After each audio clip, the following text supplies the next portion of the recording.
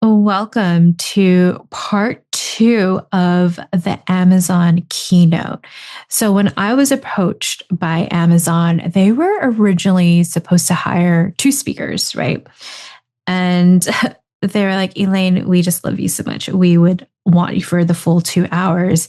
And what I always do when I get asked to do a talk, I love doing my research, whether that's a pre-survey to the attendees or talking to key people in the committee. And that's what I did. I talked to key people that were planning this event, also sharing with you the behind the scenes of it for those of you that may want to be a speaker or are a speaker, or maybe you don't want to and you plan a workshop and talk for your work, whatever it is.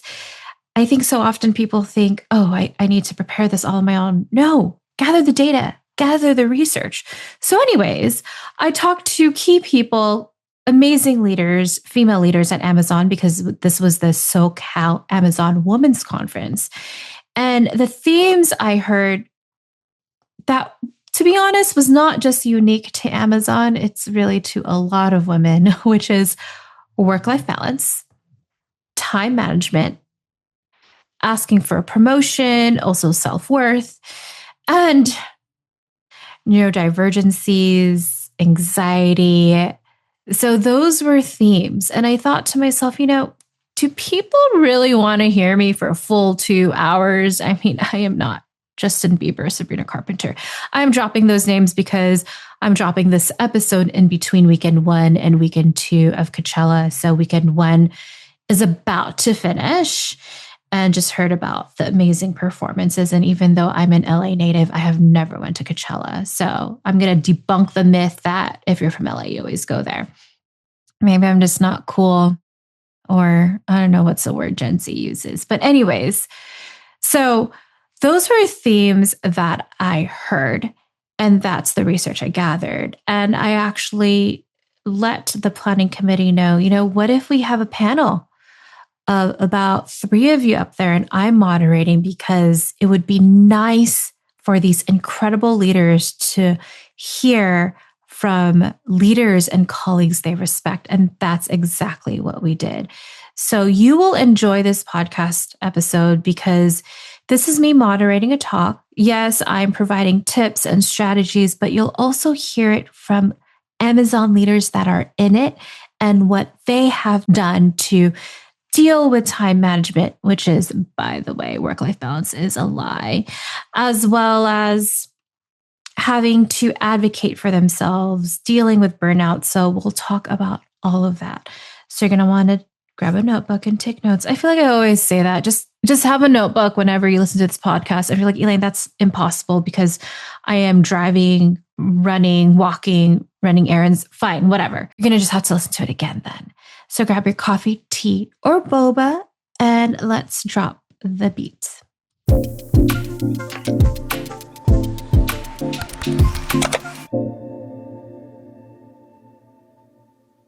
All right, I'm here at the SoCal Amazon Women Conference. Who are you? I'm Alex. I'm an operations manager at Amazon. Okay, so you got to see me talk on emotional intelligence. How was it? I would give it 10 out of 10. Definitely great energy, great jokes. We have a lot of night shift people in the room, so they definitely needed some wake up, and you did that. I think really good material. People in the room, women in the room are definitely going to be able to use the skills to kind of further their career at Amazon with it, so thank you. What has made me different from other speakers that you've had before?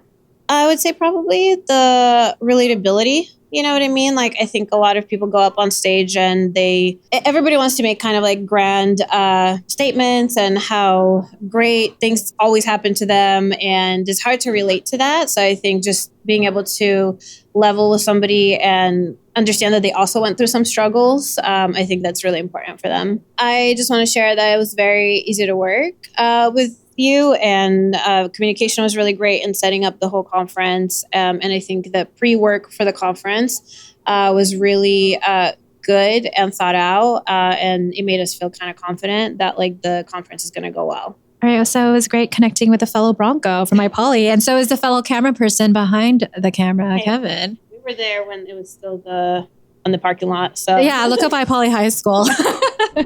All right, before we get started with these ladies up here and to do intros, When people ask me, like, can you come speak? I let them know, I'm like, look, I'm not here to be a motivational, inspirational speaker. Like, I want to make sure action happens. So I want to hear from the crowd. Any actions that you want to take away from this? Maybe it's pausing more. Maybe it's walking. Anyone want to share? Debriefs? Okay. So what I would recommend with the debriefs is after, a hard meeting that's going to happen. I'm not saying difficult, but like there's decisions to be made. Give yourself 15 or 30 minutes after for the debriefs. So add that block for you. Anyone else want to share an action they're going to do? Breathe. Okay, cool. So get to that prefrontal cortex. So I changed it a little bit when all of you asked me, like, can you speak for 2 hours? So I was like, I cannot be Beyonce for a full hour. I don't have $1 billion salary. I was like, so let's make this Destiny's Child. And Alex was like, as Beyonce, I approve. I'm like, that's right. I'm okay. I could be Kelly Rowland because have you seen her arms? Like, but I wanted this to be more of a group because obviously seeing colleagues, and I asked all 3 of them, not just because they organized this, but they've moved up really quickly. So I would love for all 3 of you to introduce yourself, your role, how long you've been here. I'll go ahead and start. I have been with Amazon a total of 8 years, and in role for Al5, I've been in role for 2 years now. 2 years, 7 months. And I've been an L6 for 5 years now, and I was an external hire, and I went from CAP to outbound now. So my name is Senya. A lot of you guys do know me. I do have a little bit of a longer story here for Amazon. I have been with the company 10 years, 5 months. I actually started off as a tier 1 associate at Aunt2 in ICQA, so owning quality. This was supposed to be an in-between job from my undergrad and grad school. I actually have a background in pre-med, so I wanted to be a doctor, but here I am 11 years later. So very cool story. I did join in the safety world for a little bit, for about 9 months. Not for me. Hated it. Don't want to go back. There's some safety people here. I know. I'm sorry. But it was just a lot of, I didn't really like it. And then I actually had a couple good leaders that were like, hey, you should become a manager. Kind of went into that, did 4. A year later, did my 5. A year later, did my 6. I wanted to chill in my 6, but we met David and he's like, hey, you're going to become a 7. And here I am 2 years as a 7. So super cool to be here. Thank you, ladies. Anxiety, I just wanted to ask if you feel comfortable sharing, like, how have you dealt with that and worked through it? Anyone want to share? I can kind of go first. A lot of you guys probably do know I have a lot of anxiety. I do this a lot just because that's some way that I am able to control how I feel. I will sit there and I will do something with fidgeting. I move a lot. So that's something that has helped me in trying to understand, like, hey, why am I doing this, right? So I take that time like, hey, I subconsciously do this because I am getting the anxiety. I take that step back. I try to understand, like, hey, where is this coming from? Why am I feeling this way? And then I approach again where it's coming from, right? So example, I'm going into a meeting, I have to speak, I'm already talking, do I understand where my direction is going? And am I aligning with who I'm going to be working with? And then am I giving them the right information that I want them to give? So that's something that I do. I take that time to take a step back, breathe, and understand why I feel this way. Yeah, for me, I struggle with anxiety a lot more from probably like a few years back. But one, like therapy. I don't know if anybody went. You don't have to show me your hands. Yes, I'm therapy. I'll tell you what methodologies I've done. Okay, go ahead. But definitely helped, right, to work through some of the feelings or like different grounding techniques. So something that I do now, especially if I'm getting anxious, you really have to kind of like make sure that you're in a present moment. And the way that you would do that, you would like name 3 things that you hear, name 3 things that you're like feeling right now, you're seeing right now, right? And then, like, that really puts you in the moment, so your brain doesn't really like stressing out like what's going to happen or what happened before. So it kind of helps you to snap out of it. Like that at least helps me. I want to add to what Alex is sharing. Remember the brain image with the prefrontal cortex? So what's happening is when we're in anxiety, right? We're triggered. It's like, this reminds me of when I was 5 and then this happened, right? And so brown chair, Yankee fan, lots of Dodgers. Like, you're in that present moment and you're thinking about it. I'm like, okay, I'm just at this meeting. This is not back in the trauma. And then you get to the prefrontal thinking. So something that helps me is also just taking a step back.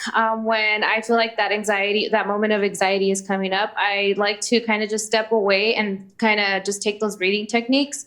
So I do take a moment to pause and just like breathe it out. And then once I'm ready, I feel more calm. Then I tend to go back up to the floor. I want to bring up therapy just because it's helped me so much. I know all of you see me as calm. Drill knows me the longest, minus my parents. I was crazy, right, Drill? I was so emotional and reactive all the time. And whenever I talk to my clients, and I really care about making sure I'm a coach, not a therapist. And if I notice they need to go to therapy, I'm like, hey, you could try therapy. Like, I've tried it, didn't work for me.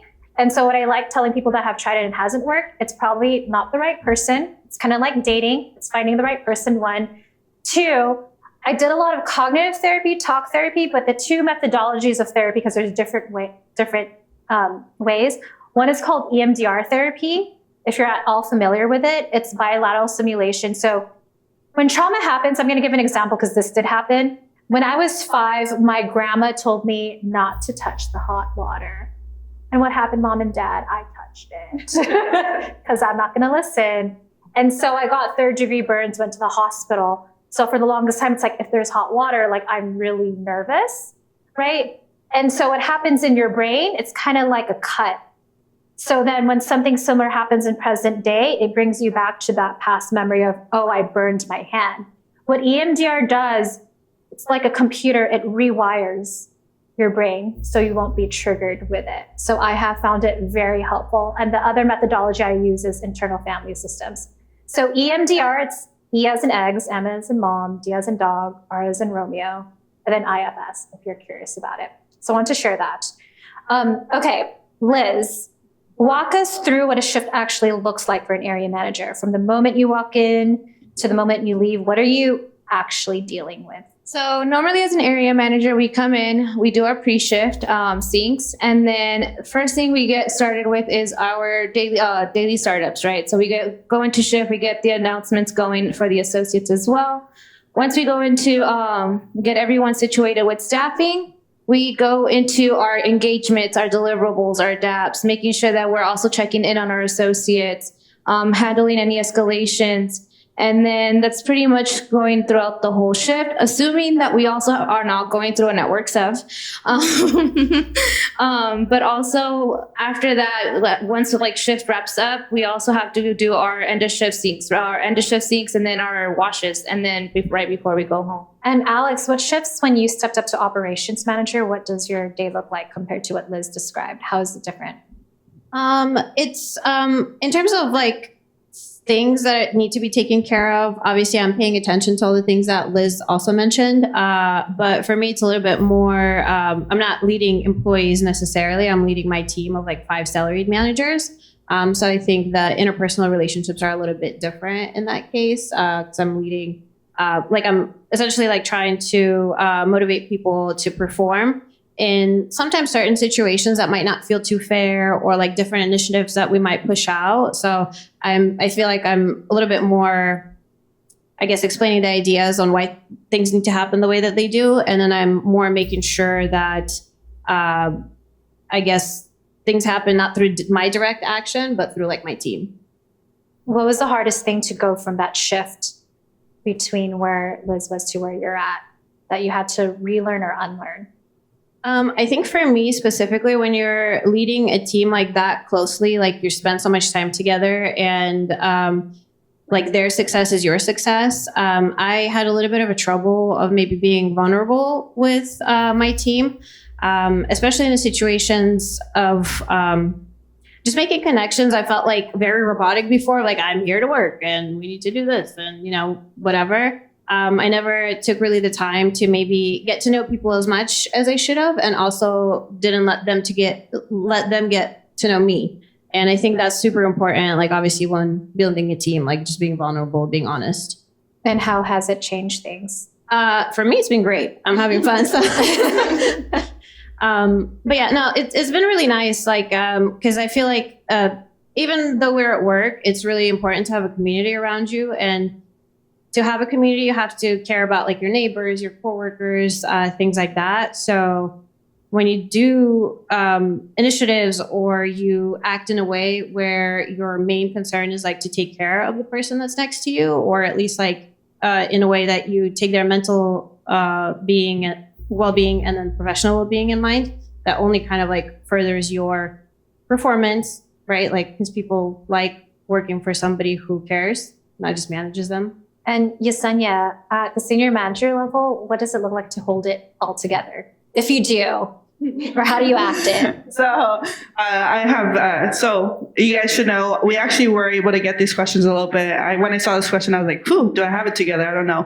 But I gave you choice. Okay? I was like, you don't have to answer these questions. You can change it and delete it. So I definitely think the way that I would describe what we do and then what it means to hold it together as a senior, it would be a senior is holding the umbrella. Right? It is raining. I'm holding the umbrella. I'm making sure that my people are being protected from the rains. But guess what? Hey, let me give them a little splash. Make sure that they're understanding what it needs to do, right? Then go back into the umbrella. Okay, But I'm just kidding.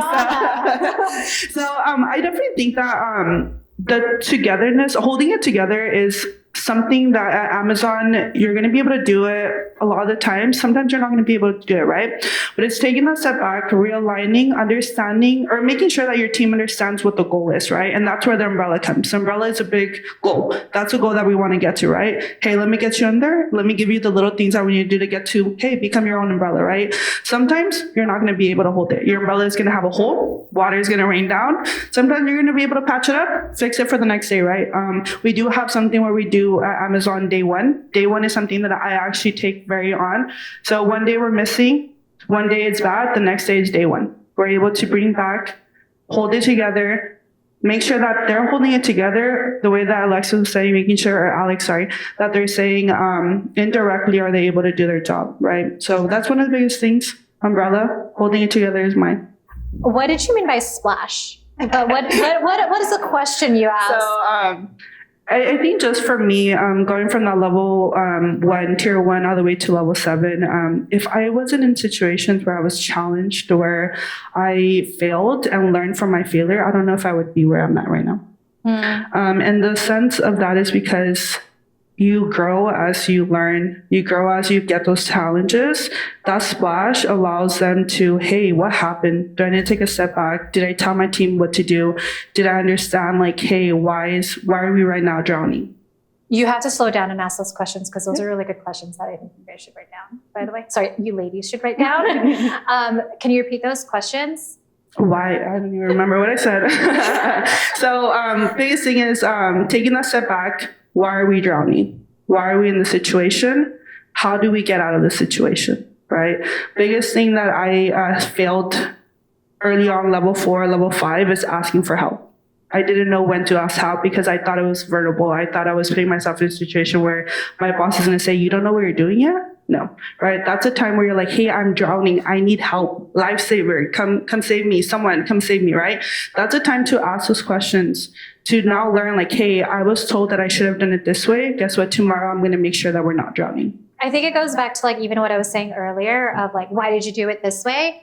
What she was doing is like the curious questions. Help me explain, like understand what happened here. Okay. What was the moment each of you knew something had to change? Like you can't do everything? Not just mentally. And what was the very first thing you had to actually put in place? Alex is ready. Go. Yeah. My first peek at Amazon. Okay. Peek. Yeah, I mean, I was hired as an external L6. So has anybody gone through that? No? Okay. It sucked. I'm really glad, obviously, to be where I'm at right now. But the first like 5 or 6 months were really, really tough just because we all know that Amazon lingo is very, very different. So even though I came from the background of fulfillment, I kind of felt like I just didn't know anything. So I was like, went from being an expert to like starting completely from scratch. So I think for me, just going through that pressure cooker of peak, I'm like, okay, I need to change my strategy, I really need to pay attention to like these tough times throughout like our year, right? Because like different seasons are going to bring different things, like whether it's new hires, whether it's prime, whether it's like whatever it is, right? And really like write down like what would make it easier for me next year or in the next quarter. So just honestly really struggling through it, like is when I was like, something's got to change. Like, I think this could be my career, but it's not going to be sustainable if I just, not take lessons from literally every single week. That is tough on me. I shared this earlier, and I interviewed each of them prior to this, before they got on stage. And I remember Alex sharing with me, it's like, it's easy to get like in the emotions and running through it.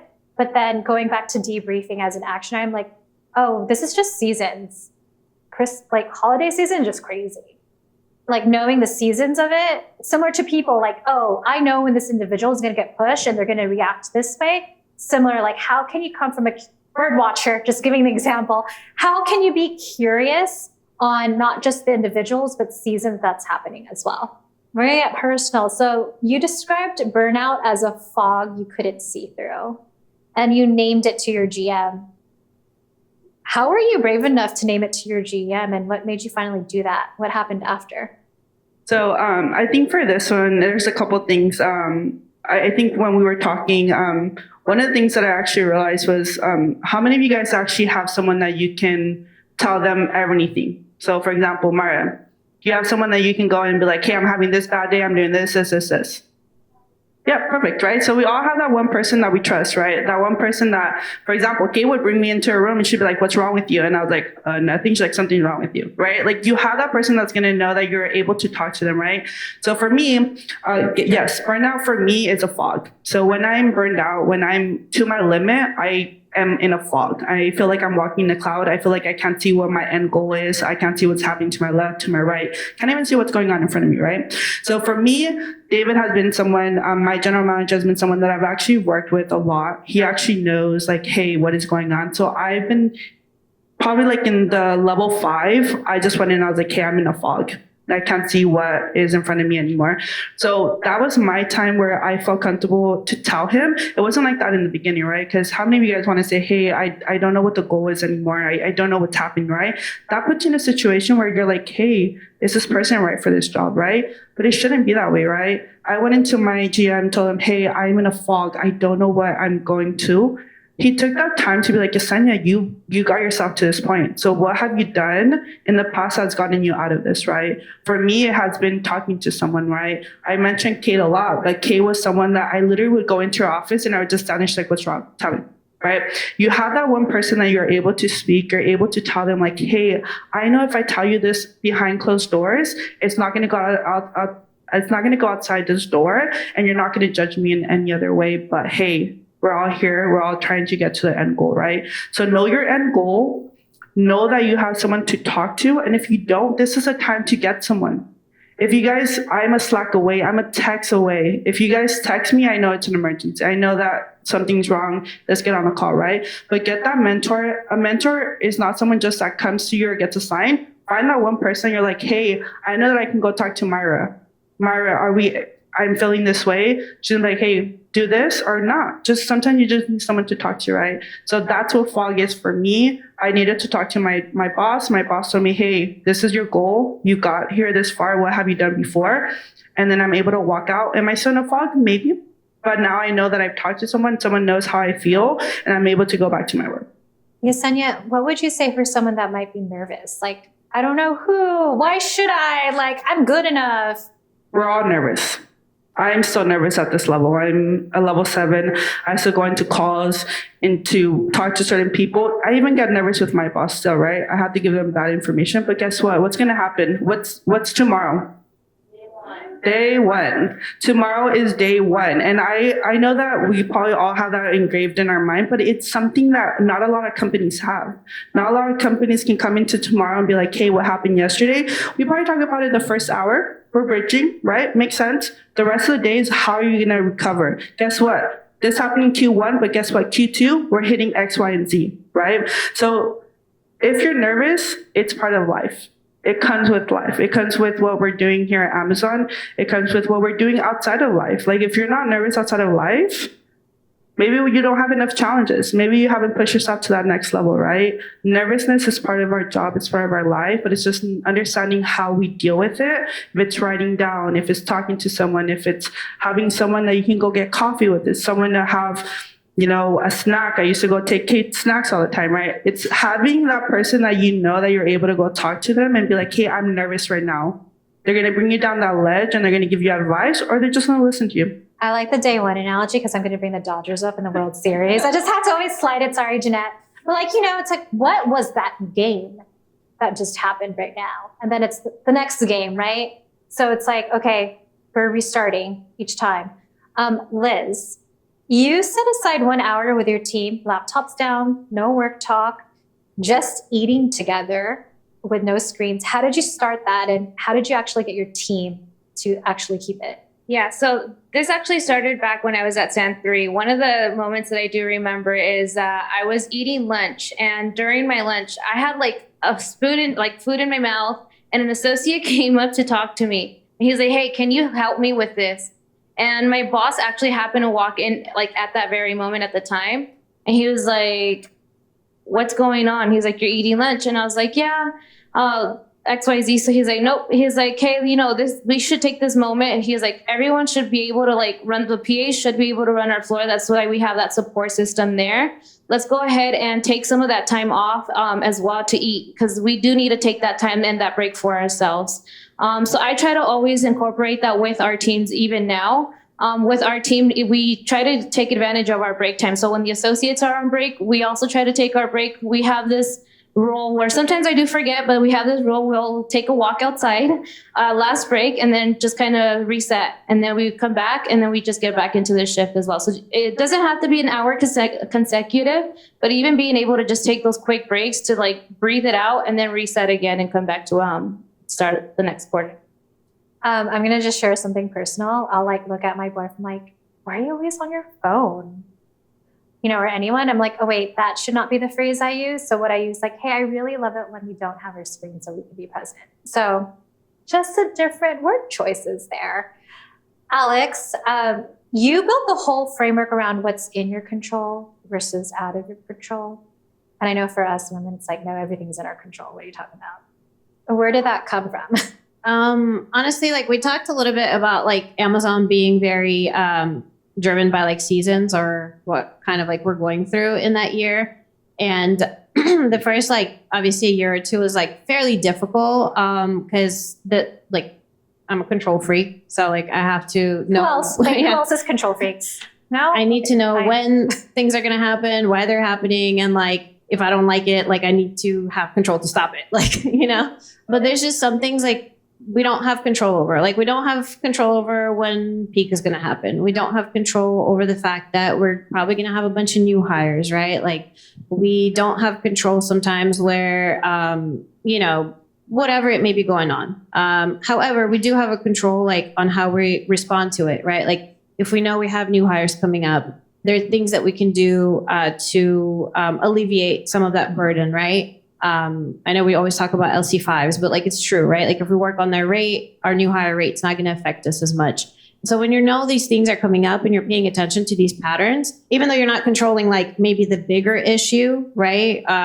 Or the bigger pattern, you're still controlling how you're responding to it. So it gives you the perspective and the ability to really control your day and feel like you're actually making something happen, right? That's positive versus just kind of floating in the wind and whatever happens, just chaos. I think it's really hard because I just grew up really reactive where it's I just need to survive today. But then the importance of, let me look at this macro view of these patterns, what's working, what's how can I come from a place of curiosity with all of that? So all of you ladies have been promoted. I accidentally gave promotions to some of you when I was going to introduce. And actually, there was one person that submitted this coaching question anonymously. How do you advocate for yourself without sounding arrogant? So I want to give the time for this question. So this is open to all three of you. How do you do it? How did you learn to do it? I kind of have something to say. Like, I don't necessarily. Is it going to be spicy? I mean, Yeah, I felt it. I was like, it's going to be spicy. hot take. I don't know. I feel like as women, I think we tend to overcorrect or maybe being arrogant or being too forward. So I'm like 90% sure that even if you're feeling like you're being arrogant, you're probably not even being arrogant. You know what I mean? You're maybe just like sharing your successes or actually what you did. And then if you're still kind of worried about it, the best thing to refer back to is metrics, right? Like exactly what you did for your project and exactly what your metrics are. That's going to be like your sports term, slam dunk, something. I asked Alex, like, did you play sports? She's like, no. Right. So like nobody can argue with that, right? And nobody can say that like, hey, this is literally my like resume and this is what I did. These are my metrics. Like, how can I be arrogant? I literally did this. I can kind of go. I know when we were talking in our first meetup, one of the biggest things that I say is I'm a big basketball player. I played basketball for 16 years of my life, so it was a big thing in my life. But we know two figures in basketball very well, Kobe and Shaq. Did they like each other? Nope. No, right? They didn't like each other. In the beginning, they did not like each other. At the end, they probably didn't like each other. But they respected each other. They worked as a team. But guess what? Each one had their own stats. Each one of them was part of that team, but each one stood alone. So they were able to not only be part of a team, but also know like, hey, I came out of this game with my stats, with knowing that I did X, Y, and Z. I passed the ball to my teammates. I shot when I needed to shoot. I went up for a layup when I needed to go up for a layup. But they worked together, but they came out as individual winners at the end, right? They each got their rings 5 times. 4 times? 5? 4? I think it was 4 times, sorry. 4 times together as a team, right? 5? It was 5, right? There we go. So Kobe had to win Mamba mentality. So how many of you guys have trouble writing your talent review? I will say this. I'm the last person to turn it in every single time. I'm the last one to be able to write about myself. But the way that I take about it is like, what did my team do to be successful? Hey, for example, I own Pick. They ran a 330 rate. What did I do to support them? That is what my success was, right? So yes, I can't do my job without my teammates. I cannot do my job without my teammates. The same way that I tell my associates when I go into birthday roundtables, thank you guys, because without you guys, we can't deliver a smile. Right? So we are working as a team, but what did you do to support that team? That is your success. That's what you did. That is what you did to put the umbrella underneath them. Hey, come under my umbrella. Let me help you out.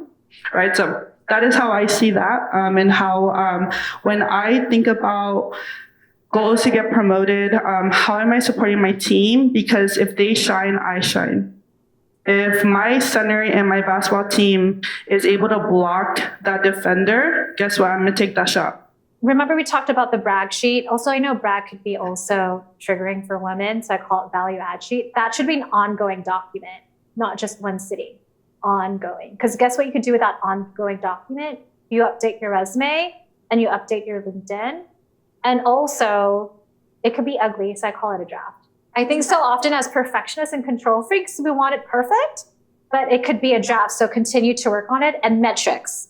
Metrics are very, very important. All right. Liz, you shared something really honest. When you started as an L4, you were in a room of mostly men and you were told you were too emotional, which unfortunately I feel like a lot of women get, including myself. How did you navigate without losing yourself? So when I started off as an L4, it was a really difficult time for me. I was still trying to learn, like I had mentioned, I was still trying to learn how to not only be a manager, but also just work with the team. I ended up overcorrecting and I went from being too emotional to too direct. So it is something that I'm actually still navigating today. I am still working on it, something that I work on every day. So yeah. Sorry, I'm going to do a coaching moment. Is that okay? How are you continuing to work on it every day? I think it's when I'm having those conversations, also just kind of reflecting back on how I'm delivering that conversation. So if there's something out of the conversation that I don't like or something that I feel like I could have corrected, I reflect on it after. And then I also try to move forward from it and then learn from it as well. I just want to emphasize the debrief moment. That's exactly what she was describing. And then talking about basketball, like Steph Curry, for example. Do you notice when he shoots, if anyone's into basketball, he knows when it goes in before it even goes in. He just knows it. I forgot what the stat is. It's like he does 10,000 shots a day. Like he knows what works for him because he's constantly debriefing and looking back. Oh, if I did something with my hand or my arms or my legs. All right, Alex, you talk about honesty without tact is cruelty. It's just such a strong word. How does that principle work in reverse? And when you're the one who needs something like a resource or a promotion or to be heard in a room?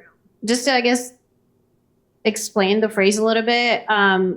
When we talked a lot about like difficult conversations, right?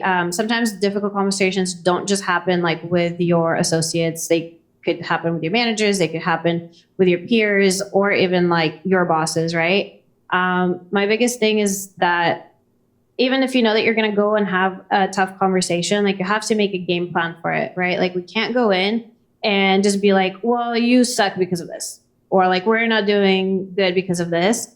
It's important to make a plan and kind of like figure out what your end goal is. And obviously everybody's intention in this room is always really good, right? Like nobody wants to go and tear somebody down, but at the end of it all, like we're not just the sum of our intentions, right? Like it's our actions and our words that actually like land for the person. So if we are not being mindful of the words that we're using, or maybe like front loading a little bit, right, on like why we're having this conversation, that really could end up sticking with somebody very negatively, especially if that person may be somebody who looks up to you, right, or who's your employee.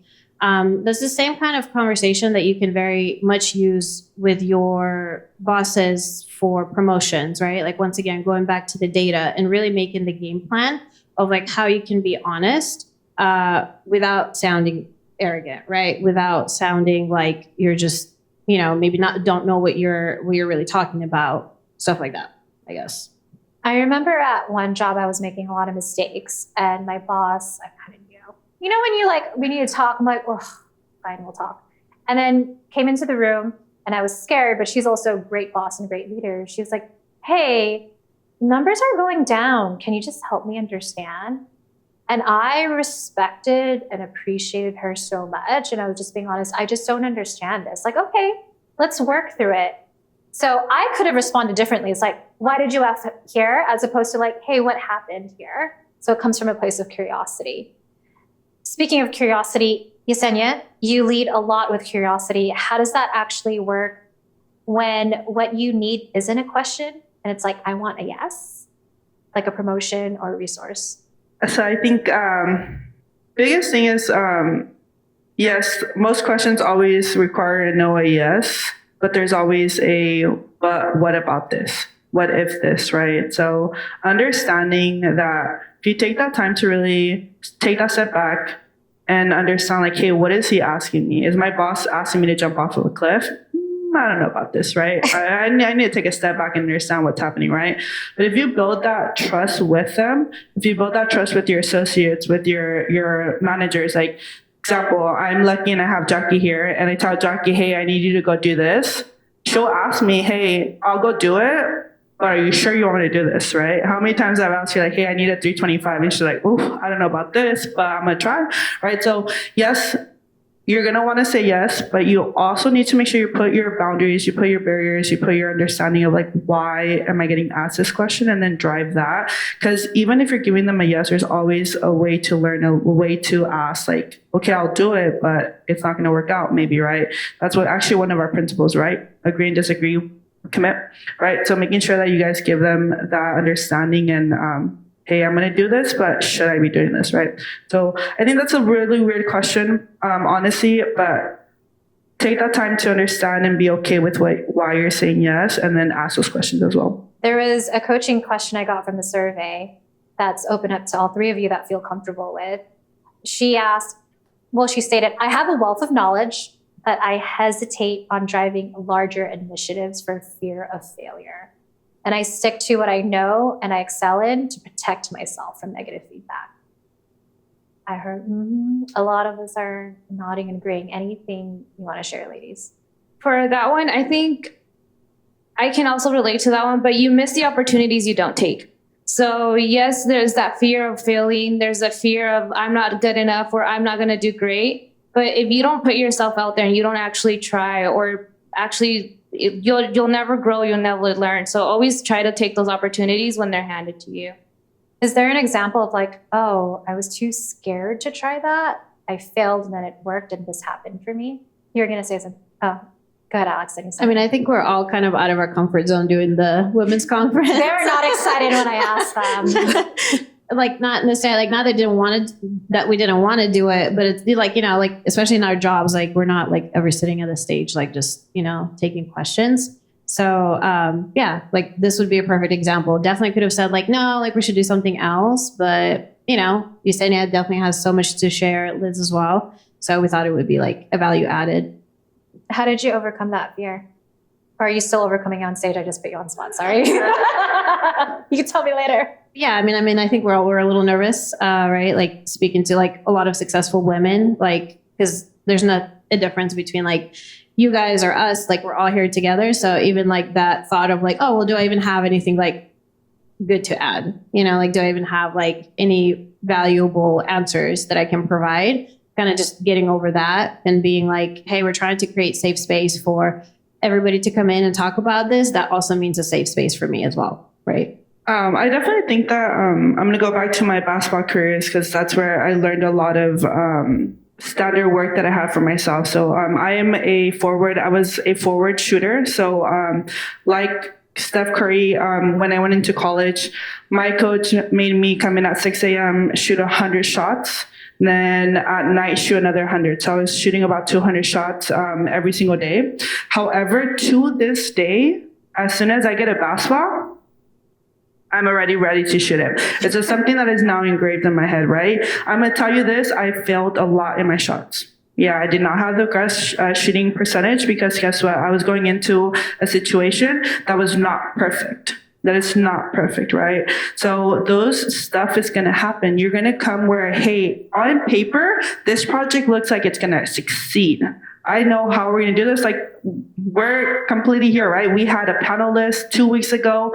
3 people are going to come in. Guess what? Things happen. We had to yesterday, we were able to get Courtney. I'm going to put you on the spot. But Courtney was able to join our panelists at last minute because we did have people that had to come out. But guess what? We put ourselves out there. We had a second plan. We have plan B, plan C, plan D, right? In the back of your head, you should be having that, right? You should understand like, hey, if I go out there, I'm going to push this project out. If it doesn't work, guess what? I'm going to learn from it, right? I have pushed a lot of projects. To push out project or to get to the next level, you need to push out a project. You need to be pushing out initiatives. You need to be able to drive that changes, right? So I have failed a lot in projects, but guess what? I don't give up on the project. You cannot give up on a project. Once you push out a project, you need to make sure that you complete it, right? If you are going a different direction and you have to pivot 360, guess what? Pivot 360, go a different direction, be like, hey, this didn't work out, but we actually found this. We were able to fix this in this situation, right? There's been very few times that I have not been able to complete a project.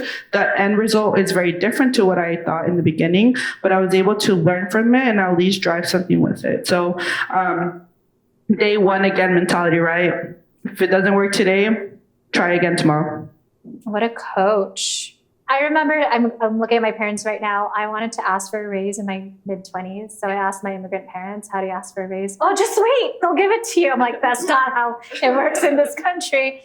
And it's also, I realized it's because I didn't know, right? That uncertainty. How will I know if I don't even know how to do it? And so I started like learning. I even hired my own coach. It's like, oh, okay, I'll create that memo of all the stats and then I'll share it. And then I asked for a raise, being really scared. And then they gave it to me. And I was like, oh, let me do it again. And I did it again in 6 months and I got it. But also, I mean, I shared this earlier when I presented. I understand the privilege I'm at that my parents didn't have. And then as I've moved up in my career and being a woman of color, a child of immigrants, I have so many women that come to me. It's so nice to see you do this, like someone like me. I talked about that woman, my old boss that I worked with. She was just so great in those difficult conversations. I was like, how'd you do it? I mean, In Tagalog, we call it teleserye, which is dramatic Filipino shows. And I thought to get what you want, you need to yell. And I was like, oh, this is a different type of leadership. Like knowing that she's a role model for me and how I could be a role model to my friends and colleagues as well. That's what keeps me going. And even if I fail, the reason why I had that slide, like I've been fired 3 times, I've been let go. Like it actually has people relate to me as opposed to me bragging about every company that I worked with. Like it just keeps it real as well. So Liz, what helped you push through delivering results, getting things done, being part of the team, reaching out when you need help? I think what's helped me delivering results is making sure that you have a team that's going to be able to support you. You can't do everything alone. So being able to connect with others, have that support, like like today's event, it couldn't have happened without the support of everyone here. So just making sure that you do have that support system as well.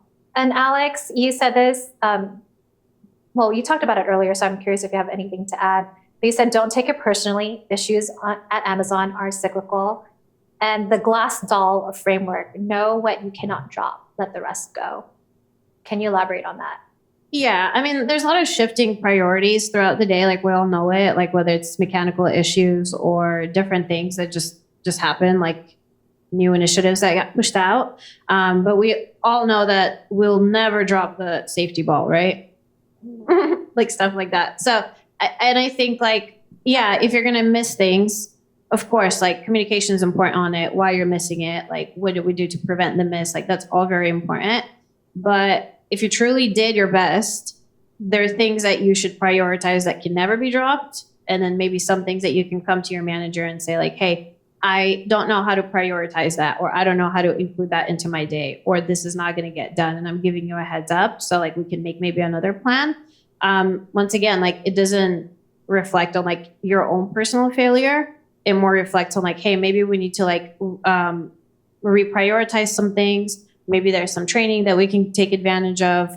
But yeah, once again, the best way is to pay attention to Amazon patterns, like kind of really figure out the cycles of it. Like we all know Fortes are coming up, right? Like we could have been working on it a little while ago, right? We talked about keeping your own track record of your specific wins. Like they don't even have to be great wins, but like we do things every day that we succeed on that in a week we don't remember anymore, right?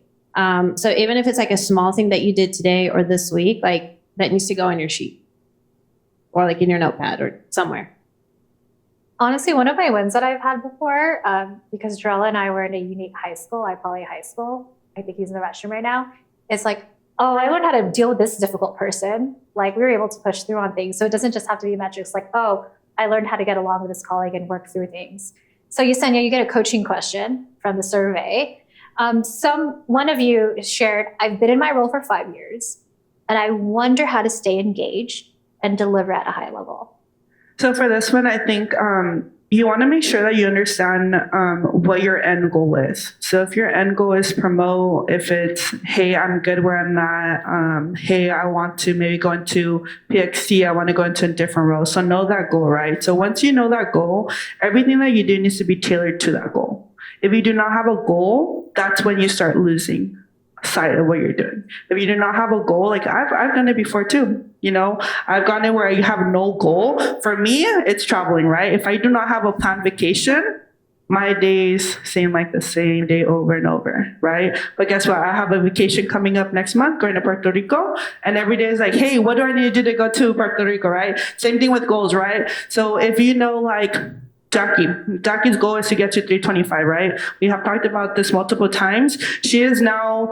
Say it out loud and manifest it. We're manifesting it. We're manifesting Jackie's it. like, that's your goal. It's her goal too, right?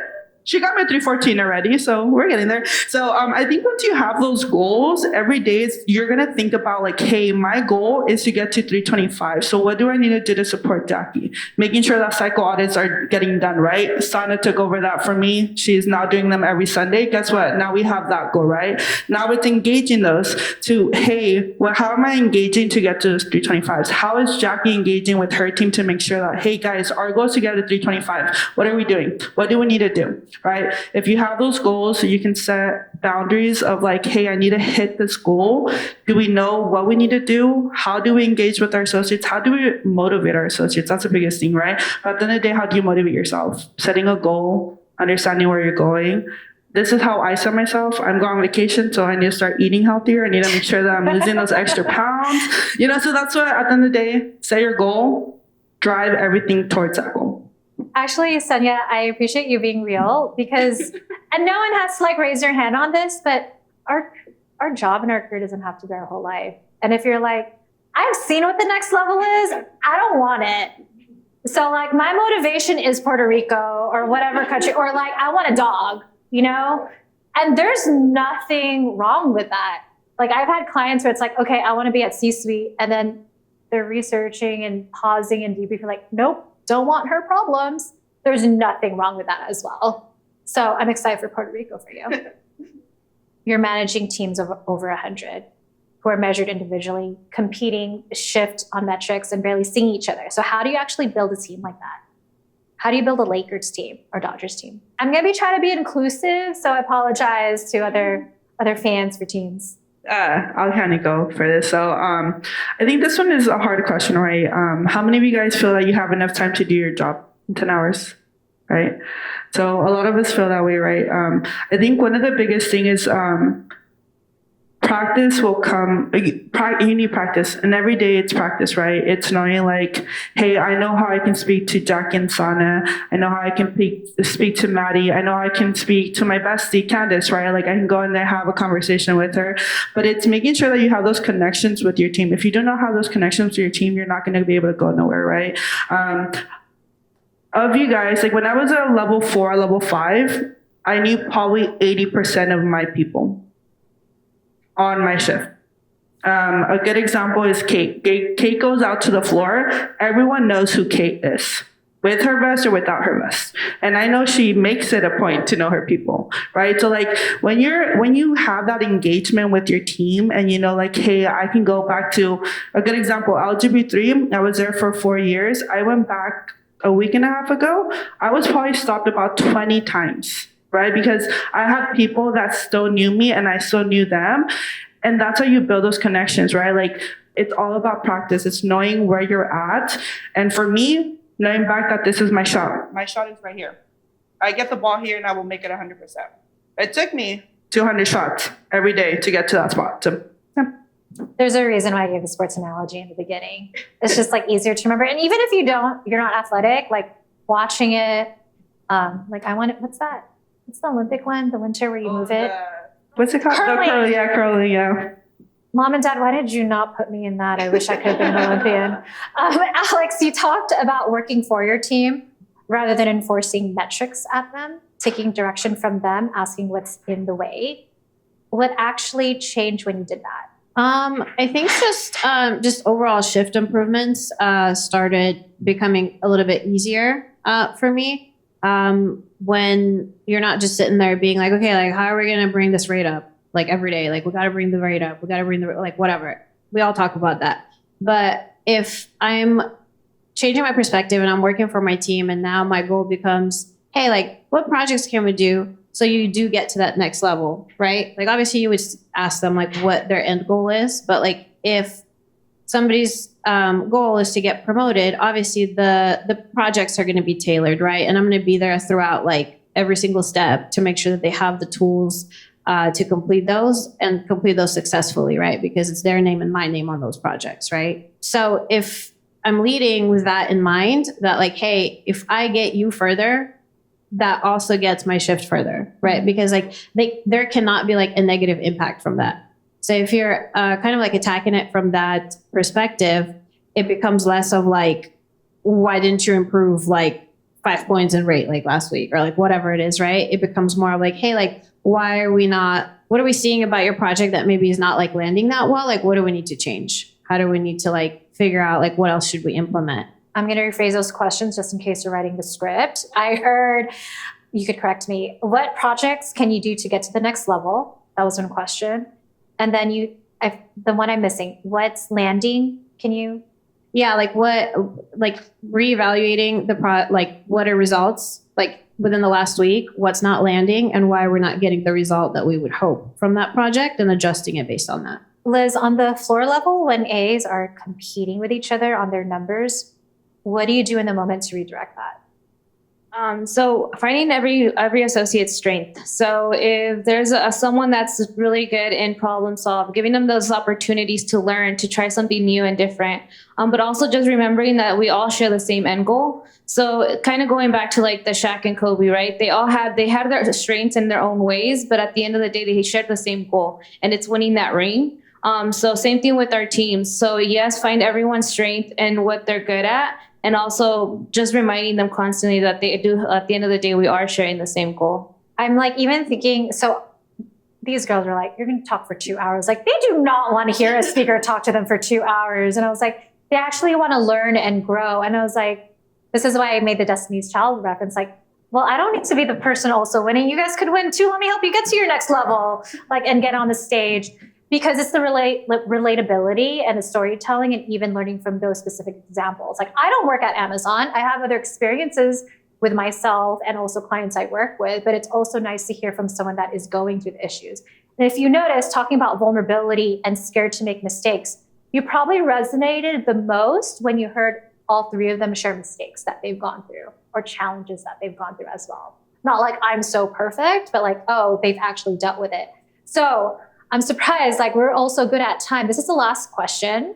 I think we might have time for one question if any of you have it. So Liz, you told me, don't forget to celebrate every win, every shift success. Tell us more about that. So if you're anything like me, I tend to focus on the next thing. So I got promoted and then it's like, okay, so what's the next thing for me? I lose focus a lot of just celebrating those small wins. So it's a good reminder, just like to note it down, like, hey, you know what, even if it's a shift success, like I didn't see OE today. So, just take those small wins. Also when it comes to promotions, like celebrate the promotions, take that time to reflect and be like, hey, you know what, I got this far this year, or this is where I was at this year. And I actually reached my goals. I think that's something that I definitely have had opportunities to like work on. So yeah. Alex, I don't know if you remember the quote, but there was a quote you shared with me. Do you remember it? Yeah. Do you want to say it in the room?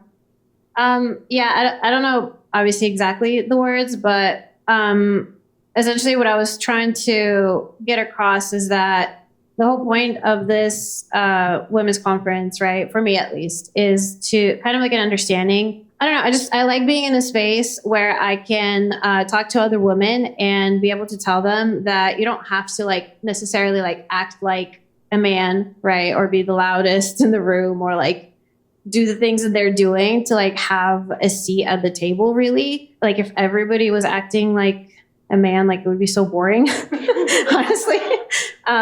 Because I feel like we just have so much duality and we have so much like capacity for like emotion and empathy and like different things. I think a lot of the times maybe throughout our experiences we're made to believe that it's almost like a weakness or it's something that we should hide or something that we should not like really highlight. But in reality, like it becomes our strength because we're so well equipped to like make in the relationships and really like understanding other women, other men, you know what I mean? And I just really think as women, we're really successful at that. So we should really own it. And Yesenia, you said something to me that you want to say directly to these women too. Do you remember? I want you guys to all look at the person next to you, the person in front of you, the person next to you. Guess what? You guys have made it. You guys are in Amazon. You guys have a career. You guys are a level 4, a level 5, a level 6, a level 7, part of Corps, part of PXC. You guys have made it, right? Guess what? That means you have been successful. There is some success out there. You guys have had some success. If not, you guys wouldn't be here, right? You guys, Courtney, you moved up four or five levels from operations to PXC. You have, what else can I pick on?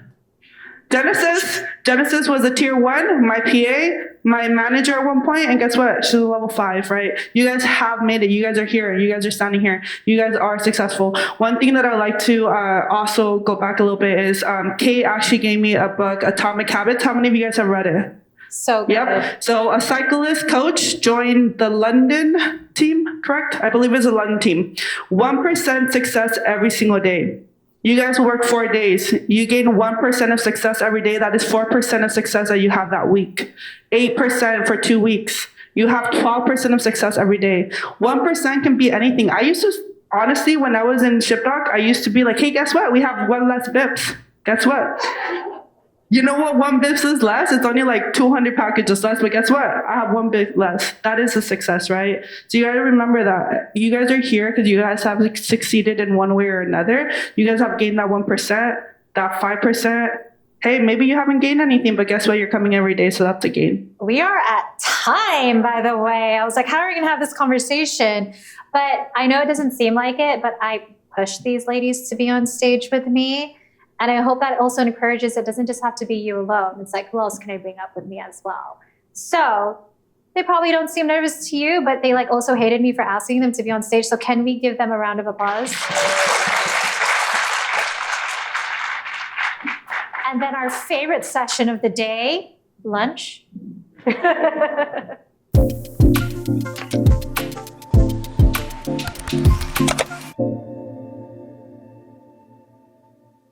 I really meant it when I introduced these incredible women on stage. I didn't want to just be Beyonce. I wanted it to be Destiny's Child, where it was a group of women where we were elevating one another and also just supporting one another, not just on stage, but even with the audience. I always share in my talks, I am not the only expert. You are also an expert. The experience you have, the mistakes you've had to overcome, as well as the things you've had to learn and the lessons. So if you enjoyed this podcast episode and you know 1 or 2 people that would benefit from this, go ahead and forward them a link to this podcast and message them a sentence or 2 on why they should take a listen. And if you enjoy this podcast, it would mean so much if you could leave a rating and review.